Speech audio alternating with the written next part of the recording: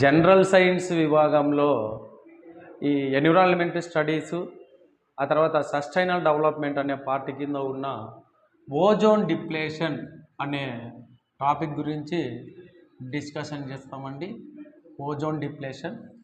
So ozone depletion అంటే తెలుగులో ozone క్షీణత. ఓజోన్ క్షీణత. మరి ఏంటి సార్ ఈ ఓజోన్ క్షీణత? దీనివల్ల ఎలాంటి పర్యవసానాలు ఉంటాయి అనేది మనం గమనించినట్లయితే, ఈ ఓజోన్ అనేది ఆక్సిజన్ యొక్క ఒక రూపాంతరం.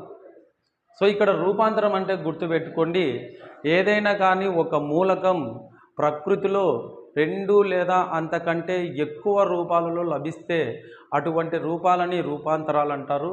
మనకి ఆక్సిజన్ అనే మూలకం ప్రకృతిలో O2 రూపంలోను O3 రూపంలో ఉంటుంది. ఇలాంటి O3 రూపంలో ఉన్న ఆక్సిజన్ యొక్క రూపాంతరాన్ని మనము ఓజోన్ అంటాం.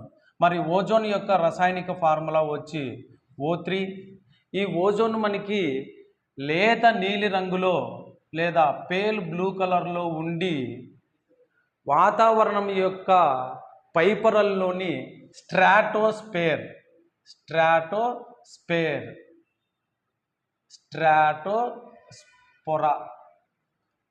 ఇందులో ఉంటుందండి. ఇప్పుడు మనము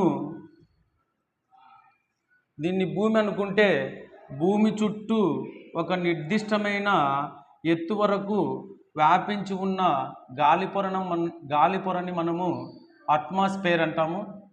అట్మాస్ఫియర్ తర్వాత వచ్చేది ట్రోపోస్ఫియర్ తర్వాత ఉన్నది స్ట్రాటోస్ఫియర్. ఇదిగోండి, ఈ స్ట్రాటోస్ఫియర్లోనే మనకి O3 లేదా ఓజోన్ అనేది భూమి చుట్టూ వ్యాపించి ఉంటుంది. మరి ఈ O3 అనేది ఎందుకు ఉపయోగపడుతుందంటే, సూర్యుడి నుంచి వచ్చే వివిధ రకాల కాంతి వికిరణాలలోని యూవి రేస్, వీటిని తెలుగులో అతి నీలలోహిత కిరణాలు అంటారు.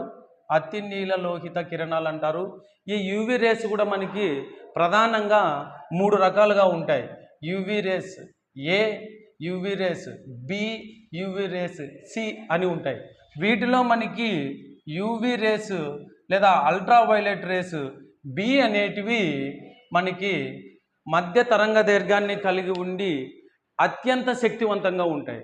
మరి ఈ యూవీబి అనే రేసు సూర్యుడి నుంచి ప్రయాణం చేసుకుంటూ భూమి ఉపరితలానికి చేరేలోపు మధ్యలో ఉన్న ఈ స్ట్రాటోస్ఫియర్లోని ఈ ఓజోన్ పొరే వాటి యొక్క కాంతి తీవ్రతని లేదా రేడియేషన్ని దాదాపు 90% పైభాగాన్నే తగ్గించి భూమి మీదికి పంపేలాగా చేస్తుంది. దీనివల్ల ఈ అత్యంత హానికరమైన ఈ యూవి రేసు భూమికి డైరెక్ట్గా పడకుండా భూమి మీద ఉన్న జీవకోటినంతా కూడా రక్షించడానికే ఈ ఓజోన్ పొర అనేది ఉపయోగపడుతుంది.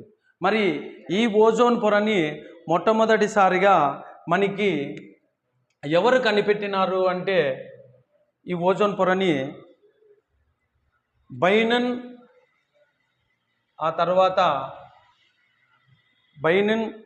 చార్లెస్ ఫెబ్రీ అనే ఆయన ఈ ఓజోన్ పొరని మొట్టమొదటిసారిగా కనిపెట్టడం జరిగింది. చార్లెస్ ఫెబ్రీ అనే ఆయన. సో భూమి చుట్టూ 50 కిలోమీటర్ల ఎత్తు వరకు లేదా భూమి చుట్టూ 50 కిలోమీటర్ల మందంతో వ్యాపించి ఉన్న ఓజోన్ పొరని మనము కాలమ్ ఆఫ్ ఓజోన్ అని అంటాం. సో ఈ కాలమ్ ఆఫ్ ఓజోన్ అనేది భూమి చుట్టూ 50 కిలోమీటర్ల మందంతో వ్యాపించి ఉంది. ఈ ఓజోన్ పొర యొక్క మందాన్ని మనము డాప్సన్ స్పెక్ట్రోఫోటోమీటర్